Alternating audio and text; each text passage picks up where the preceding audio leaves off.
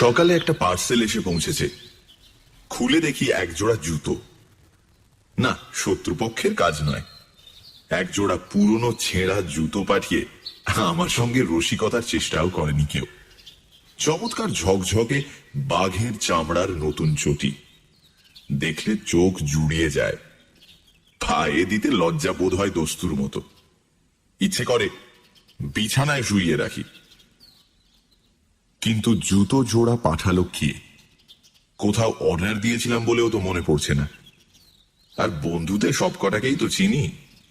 বিনামূল্যে এমন এক জোড়া জুতো পাঠানোর মতো দরাজ মেজাজ এবং ট্যাঁক কারুর আছে বলেও জানি না।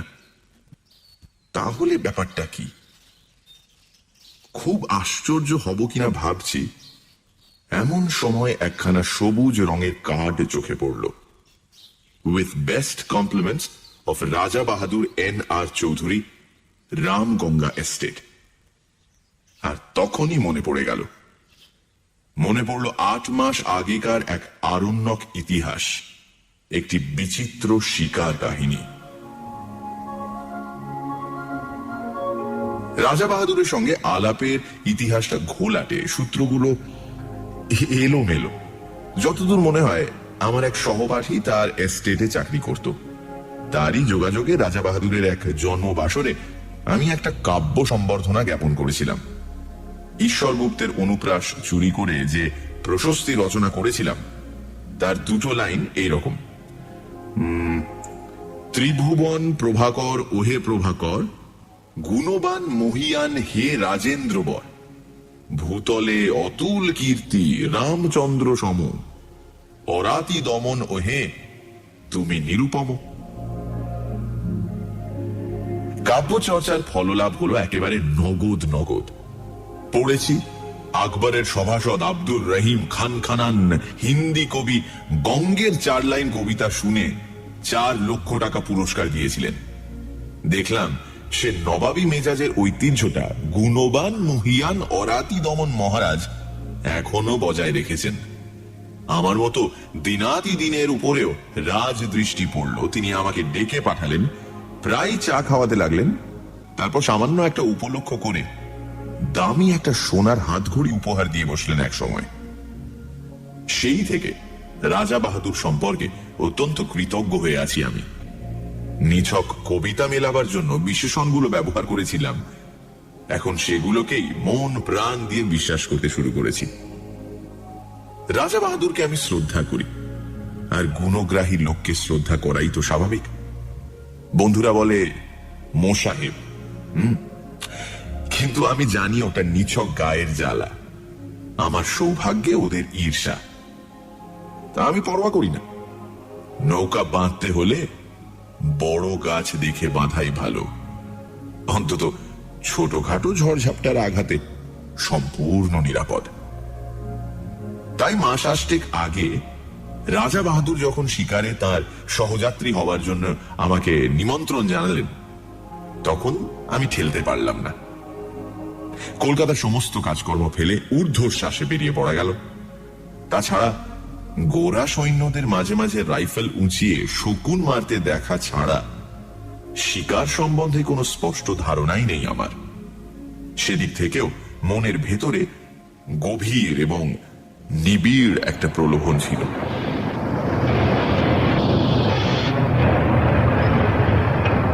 জঙ্গলের ভেতরে ছোট একটা রেল লাইনে আরো ছোট একটা স্টেশনে গাড়ি থামলো। নামবার সঙ্গে সঙ্গে সোনালি তকমা আটা ঝকঝকে পোশাক পরা আরদালি এসে সেলাম দিল আমাকে। বললে, হুজুর চলুন। স্টেশনের বাইরে মেটে রাস্তায় দেখি মস্ত একখানা গাড়ি, যার পুরো নাম রোলস রয়েস, সংক্ষেপে যাকে বলে রোজ। তার রোজই বটে।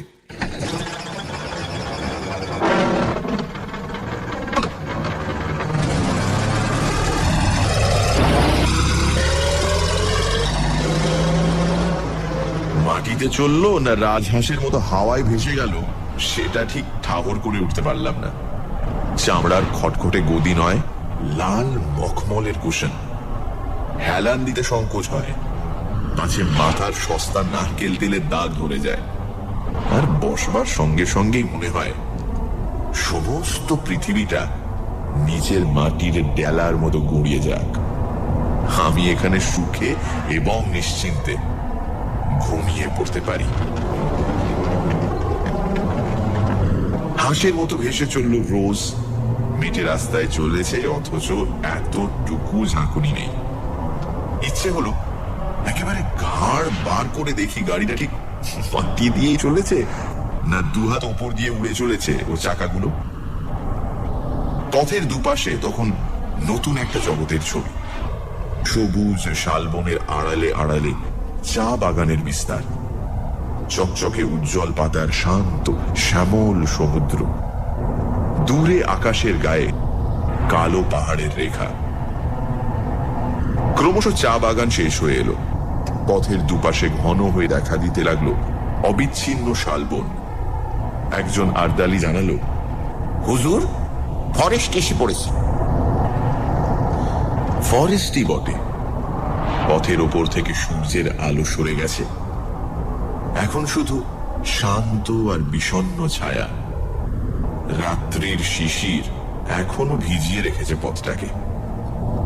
রোজের নিঃশব্দ চাকার নিচে মড়মড় করে সাড়া তুলছে শুকনো শালের পাতা। বাতাসে গুঁড়ো গুঁড়ো বৃষ্টির মতো শালের ফুল ঝরে পড়ছে পথের পাশে, উড়ে আসছে গায়ে। কোথা থেকে চকিতের জন্য ময়ূরের তীক্ষ্ণ চিৎকার ভেসে এলো। দুপাশে নিবিড় শালের বন, কোথাও কোথাও ভেতর দিয়ে খানিকটা দৃষ্টি চলে, কখনো কখনো বুনো ঝোপে আচ্ছন্ন। মাঝে মাঝে এক এক টুকরো কাঠের গায়ে লেখা 1935, 1940। মানুষ বনকে শুধু উচ্ছন্ন করতে চায় না, তাকে বাড়াতেও চায়।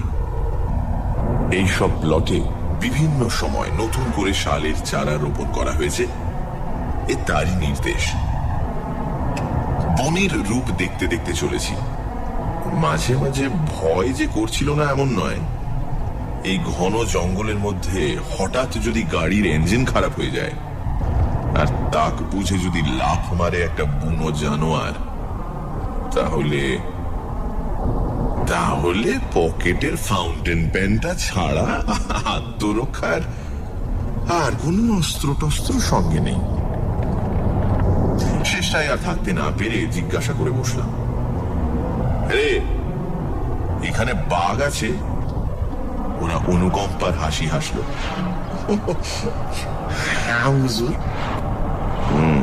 ভালুক?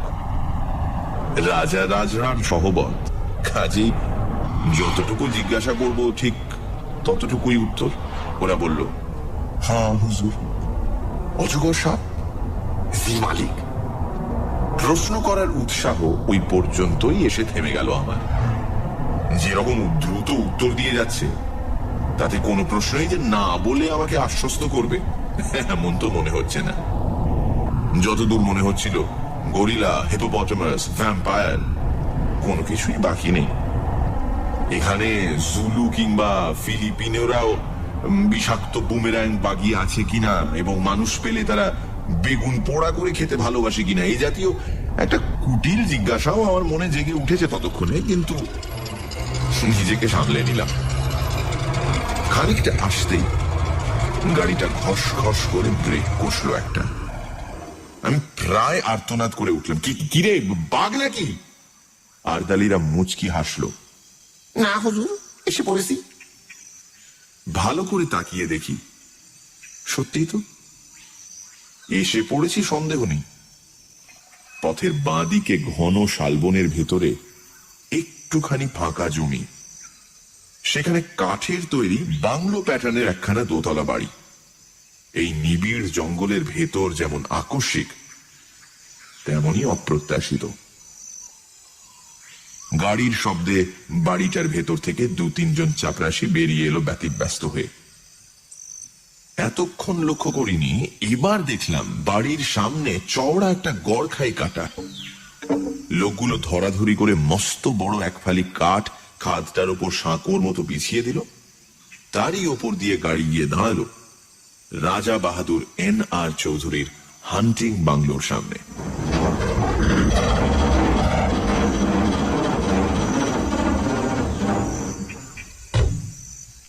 আরে আরে কি সৌভাগ্য, রাজা বাহাদুর স্বয়ং এসে বারান্দায় দাঁড়িয়েছেন আমার অপেক্ষায়।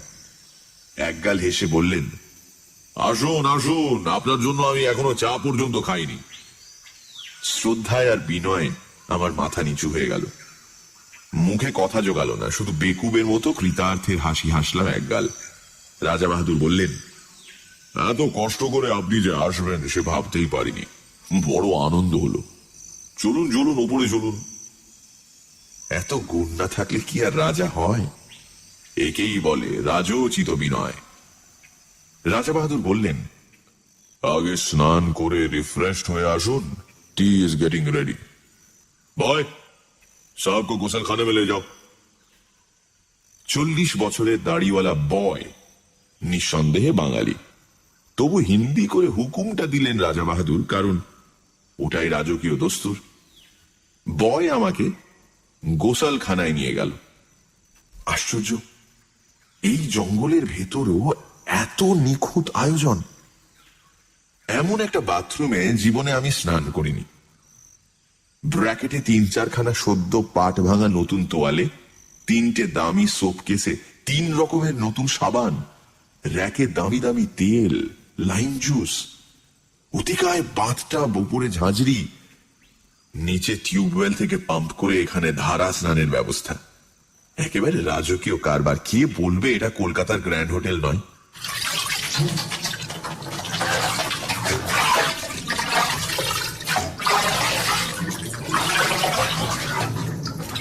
স্নান হয়ে গেল।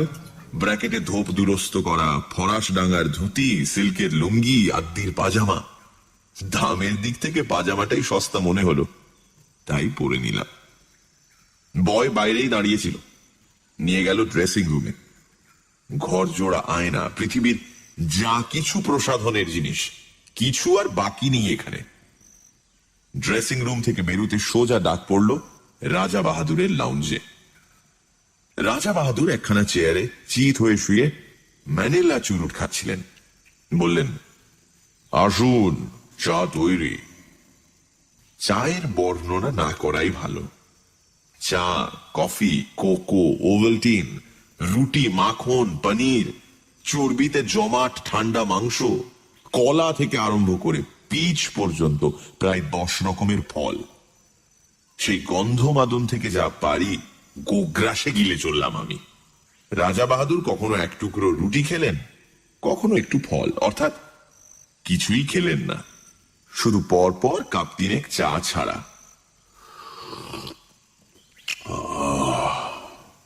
তারপর আরেকটা চুরুট ধরিয়ে বললেন,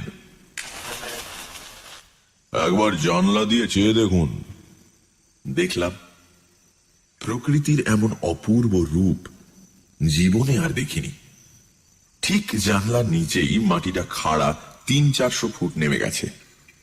বাড়িটা যেন ঝুলে আছে সেই রাক্ষসে শূন্যতার উপর। তলায় দেখা যাচ্ছে ঘন জঙ্গল, তার মাঝ দিয়ে পাহাড়ি নদীর একটা সংকীর্ণ নীলোজ্জ্বল রেখা।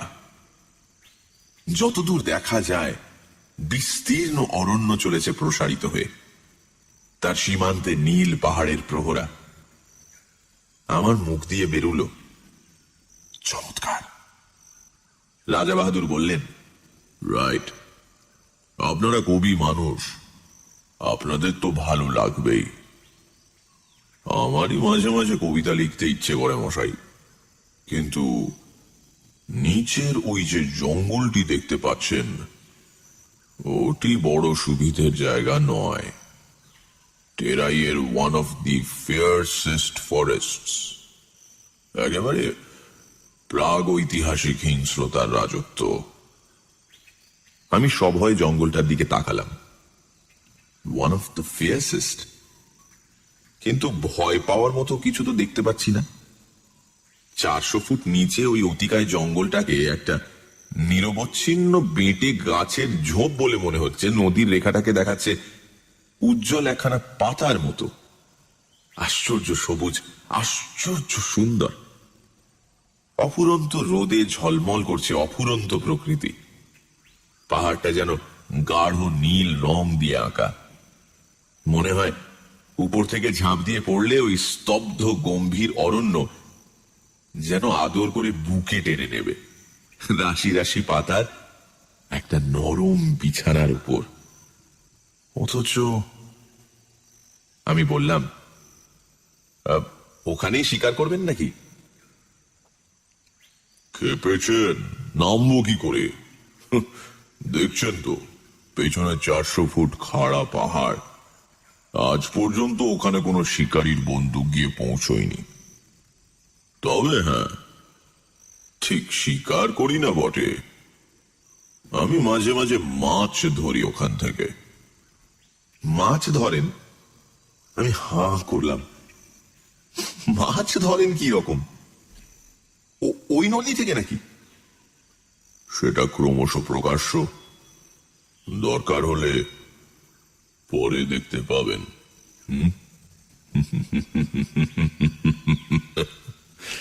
রাজা বাহাদুর রহস্যময় ভাবে মুখ টিপে হাসলেন। আপাতত শিকারের আয়োজন করা যাক, কিছু না জুটলে মাছের চেষ্টাই করা যাবে। তবে ভালো টোপ ছাড়া আমার পছন্দ হয় না, আর তাতে অনেক হাঙ্গামা।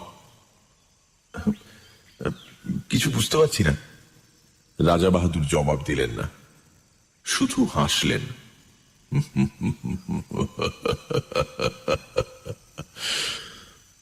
তারপর ম্যানুলা চুরুটের খানিকটা সুগন্ধি ধোঁয়া ছড়িয়ে বললেন, আপনি রাইফেল ছুঁড়তে জানেন? বুঝলাম কথাটি চাপা দিতে চাইছেন। সঙ্গে সঙ্গে জিহ্বাকে দমন করে ফেললাম। এর পরে আর কিছু জিজ্ঞেস করাটা সঙ্গত হবে না, শোভনও নয়। সেটা কোর্ট ম্যানারের বিরোধী। রাজা বাহাদুর আবার বললেন, রাইফেল ছুঁড়তে পারেন? বললাম, ছেলেবেলায় এয়ার গান ছুঁড়েছি। রাজা বাহাদুর হেসে উঠলেন, তা বটে, আপনারা কবি মানুষ, ওসব অস্ত্র শস্ত্রের ব্যাপার আপনাদের মানায় না। আমি অবশ্য 12 বছর বয়সে রাইফেল হাতে তুলে নিয়েছিলাম। আপনি চেষ্টা করে দেখুন না, কিছু শক্ত ব্যাপার নয়। উঠে দাঁড়ালেন রাজা বাহাদুর, ঘরের একদিকে এগিয়ে গেলেন। তাকে অনুসরণ করে আমি দেখলাম এ শুধু লাউঞ্জ নয়, রীতিমতো একটা ন্যাচারাল মিউজিয়াম এবং অস্ত্রাগার। খাওয়ার টেবিলে নিমগ্ন ছিলাম বলে এতক্ষণ দেখতে পাইনি, নইলে এর আগেই চোখে পড়া উচিত ছিল। চারিদিকে সারি সারি নানা আকারের আগ্নেয়াস্ত্র, গোটা চারেক রাইফেল, ছোট বড় নানা রকম চেহারা। একটা হুকের সঙ্গে খাপে আটা একজোড়া রিভলভার ঝুলছে, তার পাশেই ঝুলছে খোলা একখানা লম্বা শেফিল্ডের তলোয়ার। সূর্যের আলোর মতো তার ফলার নিষ্কলঙ্ক রং। মোটা চামড়ার বেল্টে ঝকঝকে পেতলের কার্তুজ, রাইফেলের, রিভলভারের। জরিদার খাপে খানতিনেক নেপালি ভোজালি, আর দেয়ালের গায়ে হরিণের মাথা, ভালুকের মুখ, নানা রকমের চামড়া, বাঘের, সাপের, হরিণের, গো সাপের। একটা টেবিলে অতিকায় হাতির মাথা, দুটো বড় বড় দাঁত এগিয়ে আছে সামনের দিকে। বুঝলাম এরা রাজা বাহাদুরের বীর কীর্তির নিদর্শন। ছোট একটা রাইফেল তুলে নিলেন রাজা বাহাদুর, বললেন, এটা লাইট জিনিস, তবে ভালো রিপিটার, অনায়াসে বড় বড় জানোয়ার ঘায়েল করতে পারে। আমার কাছে অবশ্য সবই সমান, লাইট রিপিটার যা, হাউইটজার কামানো তাই। তবু সৌজন্য রক্ষার জন্য বলতে হলো, বাহ, তবে তো চমৎকার জিনিস। রাজা বাহাদুর রাইফেলটা বাড়িয়ে দিলেন আমার দিকে। তাহলে চেষ্টা করুন, লোড করাই আছে, ছুড়ুন ওই জানলা দিয়ে। আমি সভয়ে 3 পা পিছিয়ে গেলাম। জীবনে বেকুবি অনেক করেছি, কিন্তু তার পরিমাণটা আর বাড়াতে প্রস্তুত নই।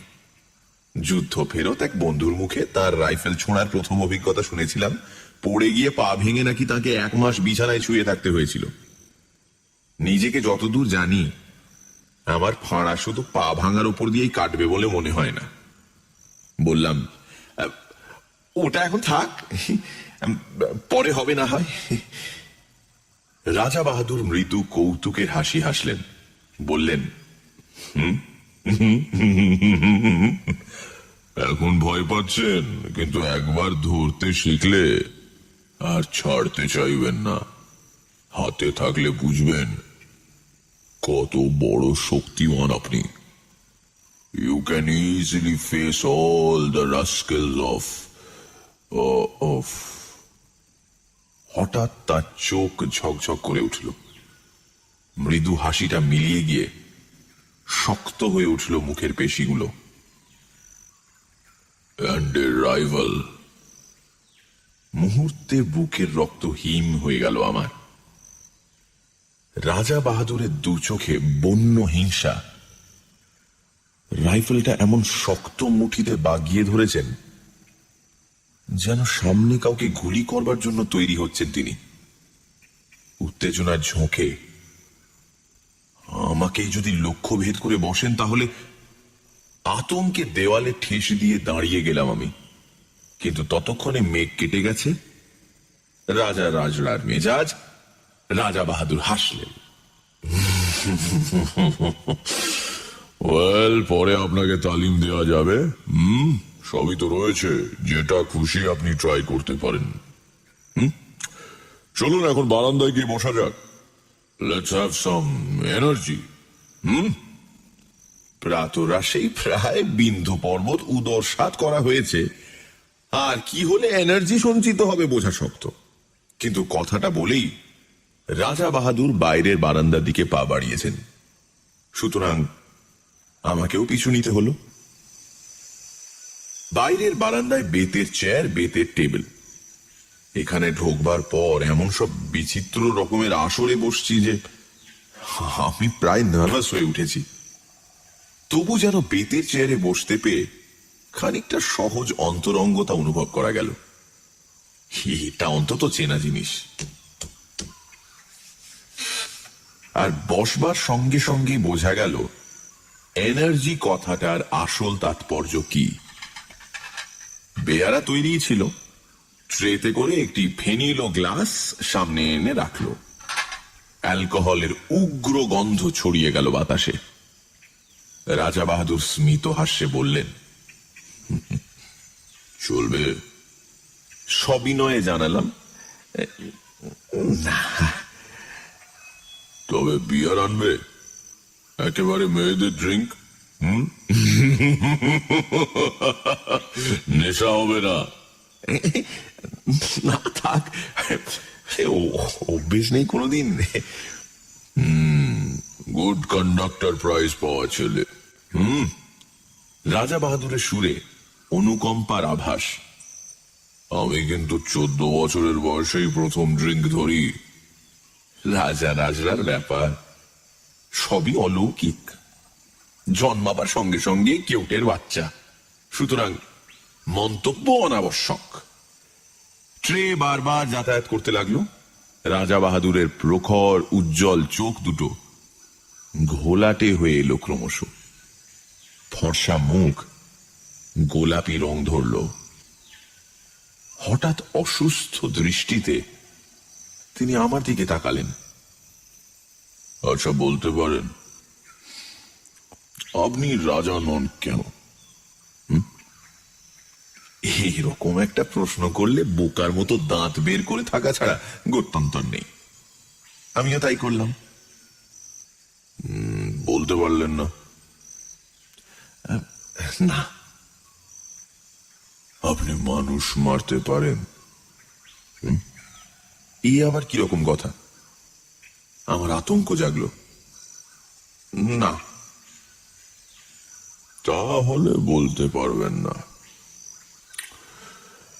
You are absolutely hopeless.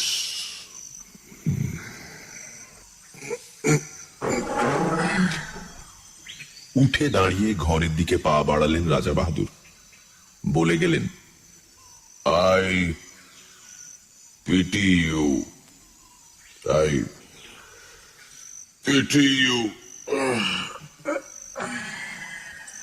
বুঝলাম নেশাটা চড়েছে। আমি আর কথা বাড়ালাম না। চুপ করে বসে রইলাম সেখানেই। খানিক পরেই ঘরের ভেতরে নাক ডাকার শব্দ।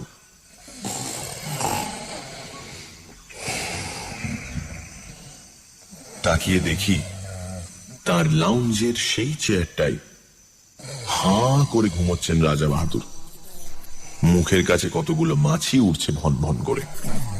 শিকারের প্রথম অভিজ্ঞতা। জঙ্গলের ভেতর বসে আছি মোটরে।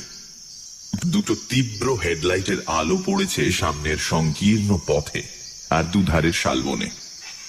ওই আলোর রেখার বাইরে অবশিষ্ট জঙ্গলটায় যেন প্রেতপুরীর জমাট অন্ধকার। রাত্রির তমসায় আদিম হিংসা সজাগ হয়ে উঠেছে চারিদিকে।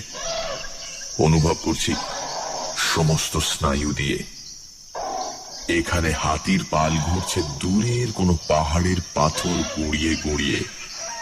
ঝোপের ভেতরে অজগর প্রতীক্ষা করে আছে অসতর্ক শিকারের আশায়। আসন্ন বিপদের সম্ভাবনায় উৎকর্ণ হয়ে আছে হরিণের পাল। আর কোনো একটা খাদের ভেতরে জলজল করছে ক্ষুধার্ত বাঘের চোখ।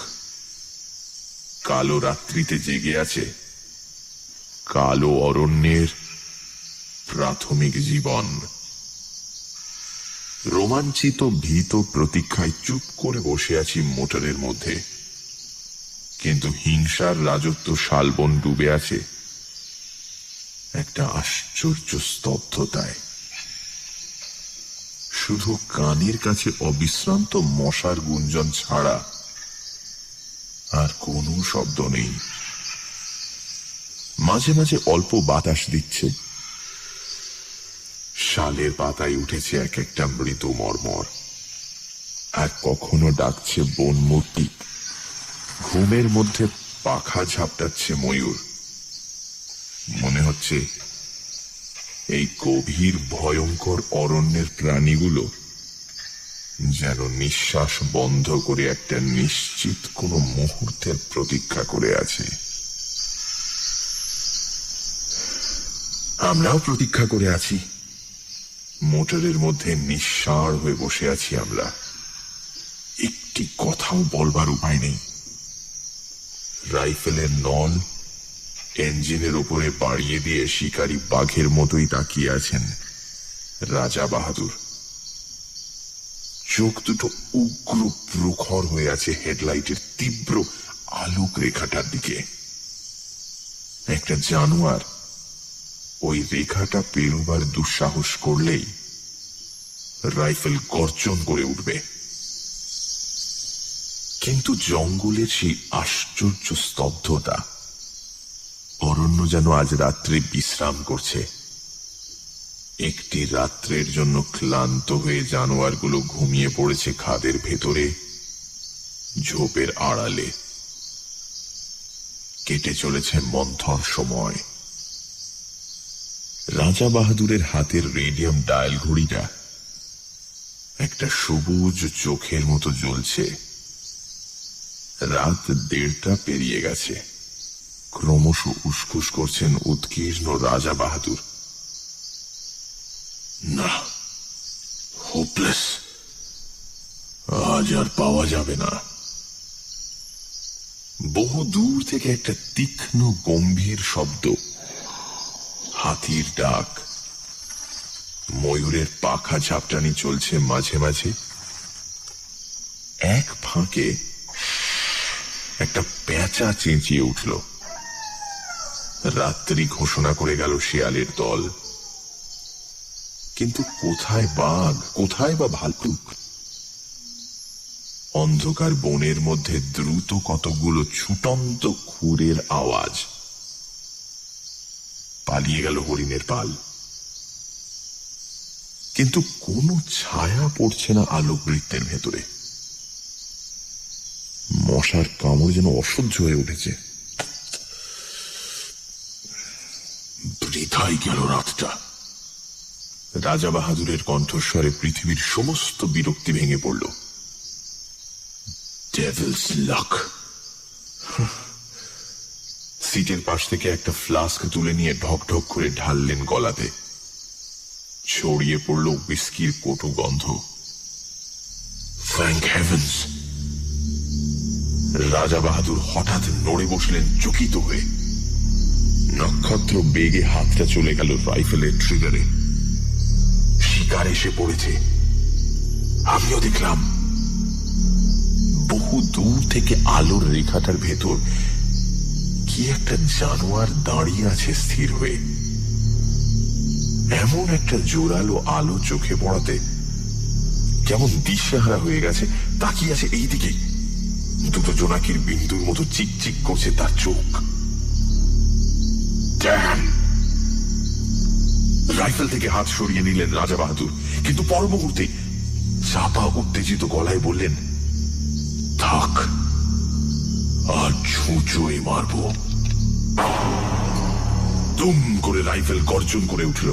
কানে তালা ধরে গেল আমার। বারুদের গন্ধে বিস্বাদ হয়ে উঠল নাসারন্ধ্র। অব্যর্থ লক্ষ্য রাজা বাহাদুরের। পড়েছে জানোয়ারটা। ড্রাইভার বললে, তুলে আনবো হুজুর? বিকৃত মুখে রাজা বাহাদুর বললেন, কি হবে? গাড়ি ঘোরাও।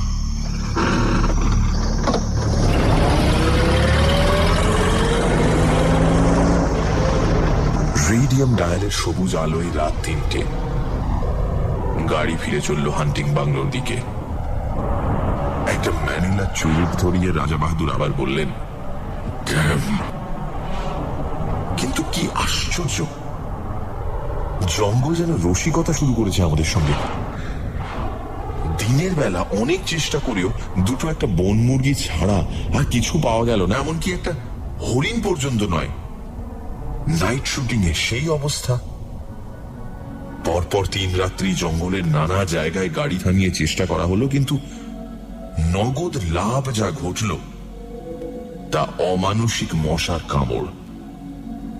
জঙ্গলের হিংস্র জন্তুর সাক্ষাৎ মিলল না বটে, কিন্তু মশাগুলো চিনতে পারা গেল।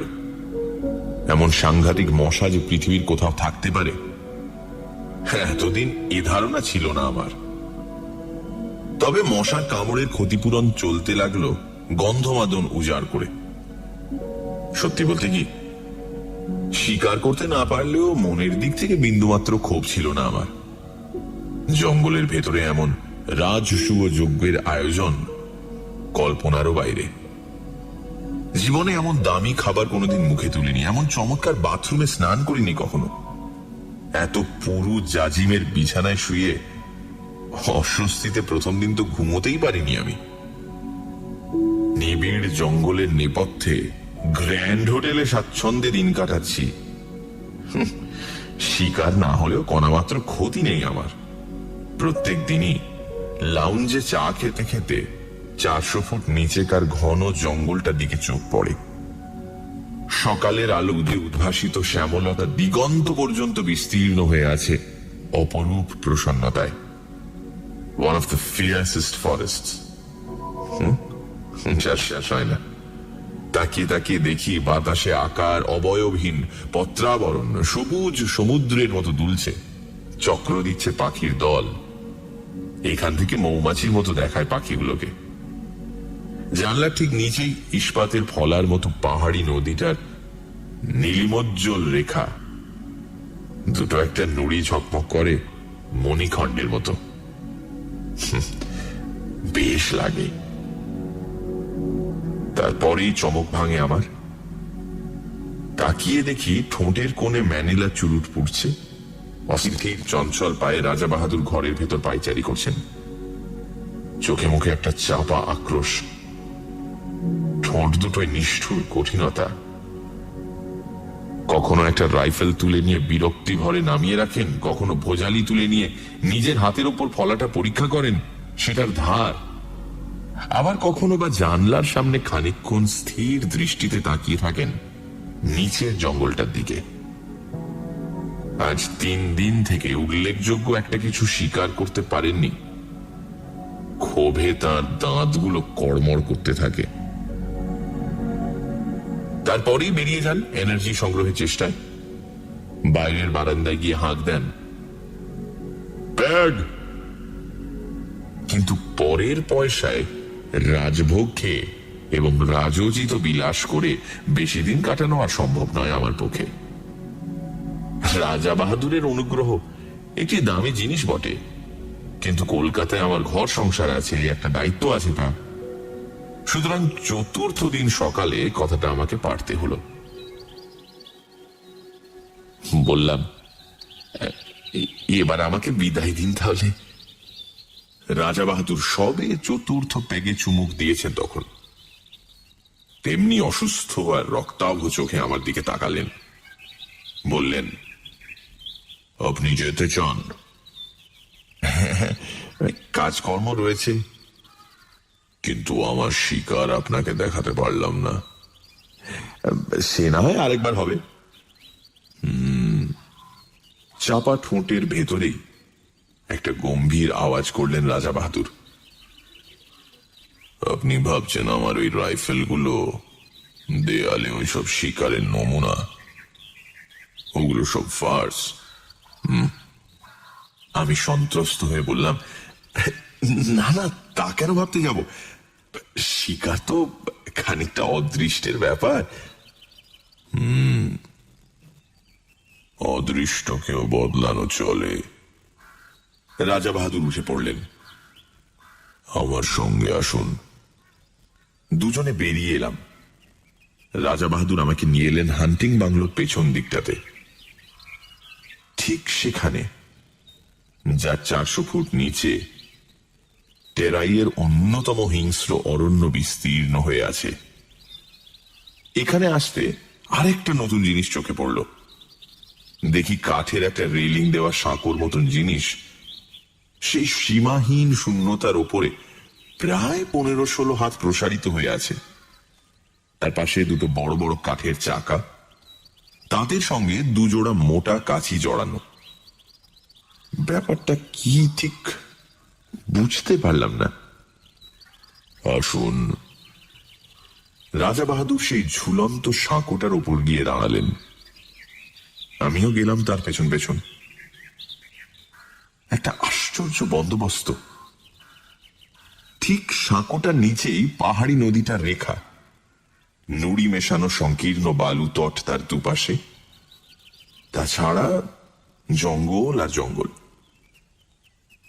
নিচে তাকাতে আমার মাথা ঘুরে গেল। রাজা বাহাদুর বললেন, জানেন এসব কি? না। আমার মাছ ধরবার বন্দোবস্ত। এর কাজ খুব গোপনে, নানা হাঙ্গামা আছে, কিন্তু অব্যর্থ। ঠিক বুঝতে পারছি না। আজ রাত্রেই বুঝতে পারবেন। শিকার দেখাতে আপনাকে ডেকে এনেছি। নতুন একটা শিকার দেখাবো, কিন্তু কোনো দিন এর কথা কারো কাছে প্রকাশ করতে পারবেন না। কিছু না বুঝেই মাথা নাড়লাম। না। তাহলে আজ রাতটা অব্দি থাকুন, কাল সকালেই আপনার গাড়ির ব্যবস্থা করব। রাজা বাহাদুর আবার হান্টিং বাংলোর সম্মুখের দিকে এগোলেন। কাল সকালের পর এমনিতেই আপনারা আর এখানে থাকা চলবে না। একটা কাঠের সাঁকো, দুটো কপিকলের মতো জিনিস, মাছ ধরার ব্যবস্থা। কাউকে বলা যাবে না এবং কাল সকালেই চলে যেতে হবে। সবটা মিলিয়ে যেন রহস্যের খাস মহল একেবারে। আমার কেমন এলোমেলো লাগতে লাগলো সমস্ত, কিন্তু ভালো করে জিজ্ঞাসা করতে পারলাম না। রাজা বাহাদুরকে বেশি প্রশ্ন করতে কেমন অস্বস্তি লাগে আমার, অনধিকার চর্চা মনে হয়। বাংলোর সামনে 3-4টে ছোট ছোট নোংরা ছেলে মেয়ে খেলা করে বেড়াচ্ছে। হিন্দুস্তানি কিপারটা এওয়ারি সম্পত্তি। কিপারটাকে সকালে রাজা বাহাদুর শহরে পাঠিয়েছেন। কিছু দরকারি জিনিসপত্র কিনে কাল সে ফিরবে। ভারী ভারী বিশ্বাসী আর অনুগত লোক। মাতৃহীন ছেলে মেয়েগুলো সারা দিন হুটোপাটি করে ডাকবাংলোর সামনে। রাজা বাহাদুর বেশ অনুগ্রহের চোখে দেখেন ওদের। দোতলার জানলা থেকে পয়সা, রুটি কিংবা বিস্কুট ছুঁড়ে দেন। নিচে ওরা সেগুলো নিয়ে কুকুরের মতো লোফালুফি করে। রাজা বাহাদুর তাকিয়ে তাকিয়ে দেখেন সকৌতুকে। আজও ছেলে মেয়েগুলো হুল্লোড় করে তার চারিপাশে এসে ঘিরে দাঁড়ালো। বললে, হুজুর সেলাম। রাজা বাহাদুর পকেটে হাত দিয়ে কতগুলো পয়সা ছড়িয়ে দিলেন ওদের ভেতরে। হরির লুঠের মতো কাড়াকাড়ি পড়ে গেল। বেশ ছেলে মেয়েগুলি, 2 থেকে 8 বছর পর্যন্ত বয়স। আমার ভারী ভালো লাগে ওদের। আরণ্যক জগতের শাল শিশুদের মতো সতেজ আর জীবন্ত প্রকৃতির ভেতর থেকে প্রাণ আহরণ করে যেন বড় হয়ে উঠেছে। সন্ধ্যায় ডিনার টেবিলে বসে আমি বললাম, আজ রাত্রে মাছ ধরবার কথা আছে আপনার? চোখের কোণা দিয়ে আমার দিকে তাকালেন রাজা বাহাদুর। লক্ষ্য করেছি আজ সমস্ত দিন বড় বেশি মদ খাচ্ছেন আর ক্রমাগত চুরুট টেনে চলেছেন। ভালো করে আমার সঙ্গে কথা পর্যন্ত বলেননি। ভেতরে ভেতরে কিছু একটা ঘটে চলেছে তার। রাজা বাহাদুর সংক্ষেপে বললেন, আমি সসংকোচে জিজ্ঞাসা করলাম, কখন হবে? এক মুখ ম্যানিলা চুরুটের ধোঁয়া ছড়িয়ে তিনি জবাব দিলেন, সময় হলে ডেকে পাঠাবো। এখন আপনি গিয়ে শুয়ে পড়ুন। স্বচ্ছন্দে কয়েক ঘন্টা ঘুমিয়ে নিতে পারেন। শেষ কথাটা পরিষ্কার আদেশের মতো শোনালো। বুঝলাম আমি বেশিক্ষণ আর তার সঙ্গে কথা বলি এ তিনি চান না। তাড়াতাড়ি শুয়ে পড়তে বলাটা অতিথি পরায়ণ গৃহস্থের অনুনয় নয়, রাজার নির্দেশ, এবং সে নির্দেশ পালন করতে বিলম্ব না করাই ভালো। কিন্তু অতি নরম জাজিমের বিছানায় শুয়েও ঘুম আসছে না। মাথার ভিতর আবর্তিত হচ্ছে অসংলগ্ন চিন্তা। মাছ ধরা, কাঠের সাঁকো, কপিকল, অত্যন্ত গোপনীয়, অতর্কস্য। তারপর এপাশ ওপাশ করতে করতে কখন যে চৈতন্য আচ্ছন্ন হয়ে এলো তা আমি নিজেই টের পাইনি। মুখের উপর ঝাঁঝালো একটা টর্চের আলো পড়তে আমি ধড়মড় করে উঠে পড়লাম। রাত তখন কটা ঠিক জানি না। আরণ্যক পরিবেশে নির্জনতা আবির্ভূত। বাইরে শুধু তীব্র কণ্ঠ ঝিঁঝির ডাক। আমার গায়ে বরফের মতো ঠান্ডা একটা হাত পড়েছে কার। সে হাতের স্পর্শে পা থেকে মাথা পর্যন্ত শিউরে গেল আমার। রাজা বাহাদুর বললেন, সময় হয়েছে, চলুন।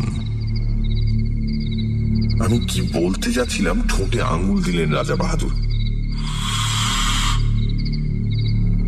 কোনো কথা নয়, আসুন। এই গভীর রাত্রে এমনই নিঃশব্দে আহ্বান, সবটা মিলিয়ে একটা রোমাঞ্চকর উপন্যাসের পটভূমি তৈরি হয়েছে যেন। কেমন একটা অস্বস্তি, একটা অনিশ্চিত ভয়ে গা ছমছম করতে লাগলো আমার। মন্ত্রমুগ্ধের মতো রাজা বাহাদুরের পেছন পেছন বেরিয়ে এলাম। হান্টিং বাংলোটা অন্ধকার। একটা মৃত্যুর শীতলতা ঢেকে রেখেছে তাকে। এক টানা ঝিঁঝির ডাক, চারিদিকে অরণ্যে কান্নার শব্দের মতো পত্র মর্মর। গভীর রাত্রিতে জঙ্গলের মধ্যে মোটর থামিয়ে বসে থাকতে আমার ভয় করেছিল, আজও ভয় করছে। কিন্তু এ ভয়ের চেহারা আলাদা। এর মধ্যে আরেকটা কি যেন মিশে আছে, ঠিক বুঝতে পারছি না, অথচ পাও সরতে চাইছে না আমার। মুখের উপরে একটা টর্চের আলো, রাজা বাহাদুরের হাতের স্পর্শটা বরফের মতো ঠান্ডা, ঠোঁটে আঙুল দিয়ে নীরবতার সেই দুর্বোধ্য কুটির সংকেত। টর্চের আলোয় পথ দেখিয়ে রাজা বাহাদুর আমাকে সেই ঝুলন্ত সাঁকোটার কাছে নিয়ে এলেন। দেখি তার উপরে শিকারের আয়োজন, দুখানা চেয়ার পাতা, দুটো তৈরি রাইফেল, দুজন বেয়ারা, একটা কপি কলের চাকা ঘুরিয়ে কি একটা জিনিস নামিয়ে দিচ্ছে নিচের দিকে। এক মুহূর্তের জন্য রাজা বাহাদুর তার 9 সেলের হান্টিং টর্চটা নিচের দিকে ফ্ল্যাশ করল। প্রায় 250 ফুট নিচে সাদা পুটলির মতো কি একটা জিনিস কপি কলের দড়ির সঙ্গে নেমে যাচ্ছে দ্রুত বেগে। আমি বললাম, ওটা কি রাজা বাহাদুর? মাছের টোপ। কিন্তু এখনো কিছু বুঝতে পারছি না। একটু পরে বুঝবেন, এখন চুপ করুন। এবারে স্পষ্ট ধমক দিলেন আমাকে। মুখ দিয়ে ভক ভক করে বিস্কির তীব্র গন্ধ বেরোচ্ছে। রাজা বাহাদুর প্রকৃতিস্থ নেই, আর কিছুই বুঝতে পারছি না আমি। আমার মাথার ভিতর সব যেন গন্ডগোল হয়ে গেছে। একটা দুর্বোধ্য নাটকের নির্বাক দ্রষ্টার মতো রাজা বাহাদুরের পাশের চেয়ারটাতে আসন নিলাম আমি। ওদিকে ঘন কালো বনান্তের উপর ভাঙা চাঁদ দেখা দিল। তার খানিকটা ম্লান আলো এসে পড়ল 400 ফুট নিচের নদীর জলে, তার ছড়ানো মণিখণ্ডের মতো নুড়িগুলোর উপরে। আবছা ভাবে যেন দেখতে পাচ্ছি কবিকলের দড়ির সঙ্গে বাঁধা সাদা পুঁটলিটা অল্প অল্প নড়ছে বালির উপরে। এক হাতে রাজা বাহাদুর রাইফেলটা বাগিয়ে ধরে আছেন, আরেক হাতে মাঝে মাঝে আলো ফেলছেন নিচের পুঁটলিটায়। চকিত আলোয় যেটুকু মনে হচ্ছে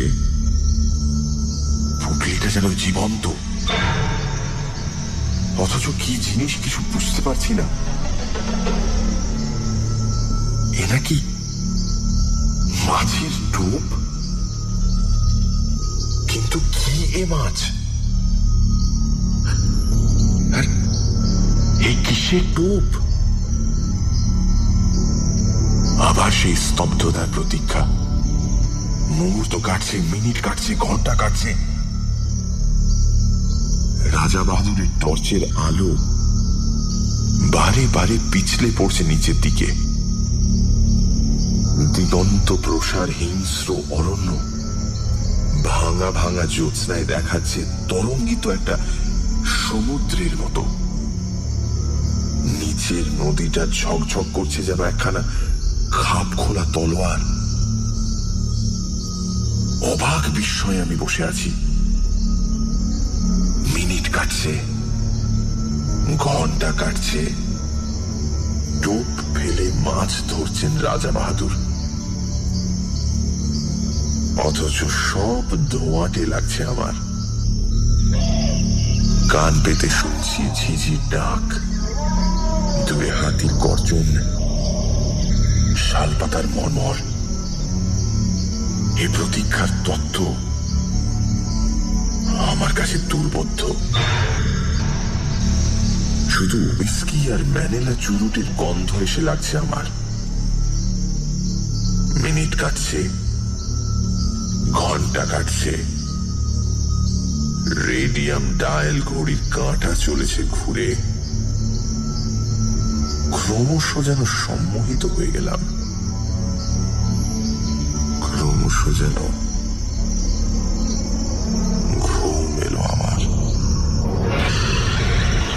তবে হঠাৎ কানের কাছে বিকট শব্দে রাইফেল সাড়া দিয়ে উঠল। 400 ফুট নিচ থেকে উপরের দিকে উৎক্ষিপ্ত হয়ে উঠল প্রচন্ড বাঘের গর্জন। চেয়ারটা শুদ্ধ আমি কেঁপে উঠলাম। টর্চের আলোটা সোজা পড়ছে নুড়ি ছড়ানো বালির ডাঙাটার উপরে। পরিষ্কার দেখতে পেলাম ডোরা কাটা অতিকায় একটা বিশাল জানোয়ার সাদা পুঁটলিটার উপর একখানা থাবা চাপিয়ে দিয়ে পড়ে আছে, সাপের মতো ল্যাজ আছড়াচ্ছে অন্তিম আক্ষেপে। ওপর থেকে ইন্দ্রের বজ্রের মতো অব্যর্থ গুলি গিয়ে লেগেছে তার মাথায়। এত উপর থেকে এমন দুর্নিবার মৃত্যু নামবে আশঙ্কা করতে পারিনি। রাজা বাহাদুর সোৎসাহে বললেন, ফতেহ। এতক্ষণে মাছ ধরবার ব্যাপারটা বুঝতে পেরেছি।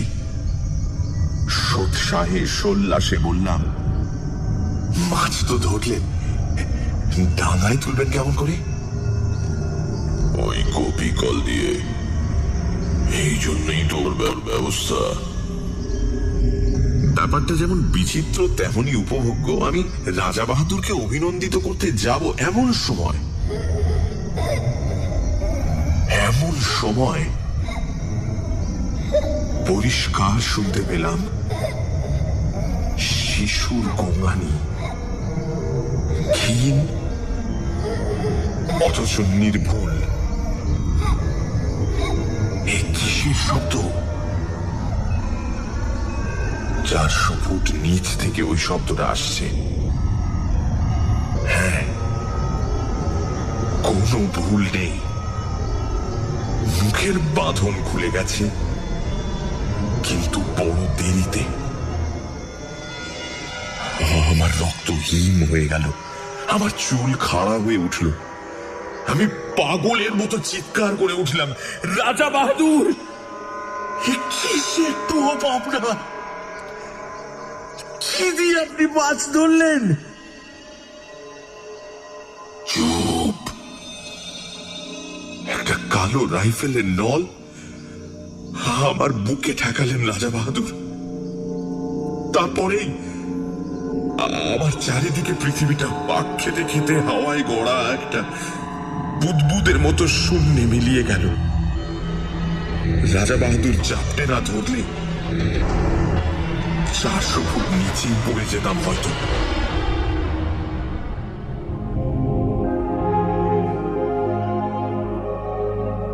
কিপারের একটা বেওয়ারিশ ছেলে যদি জঙ্গলে হারিয়ে গিয়ে থাকে তা অস্বাভাবিক নয়। তাতে কারো ক্ষতি নেই, কিন্তু প্রকাণ্ড রয়্যাল বেঙ্গল মেরেছিলেন রাজা বাহাদুর, লোককে ডেকে দেখানোর মতো। তাই 8 মাস পরে এই চমৎকার চটি জোড়া উপহার এসেছে। 8 মাস আগেকার সে রাত্রি এখন স্বপ্ন হয়ে যাওয়াই ভালো। কিন্তু এই চটি জোড়া অতি মনোরম বাস্তব। পায়ে দিয়ে একবার হেঁটে দেখলাম, যেমন নরম তেমনি আরাম।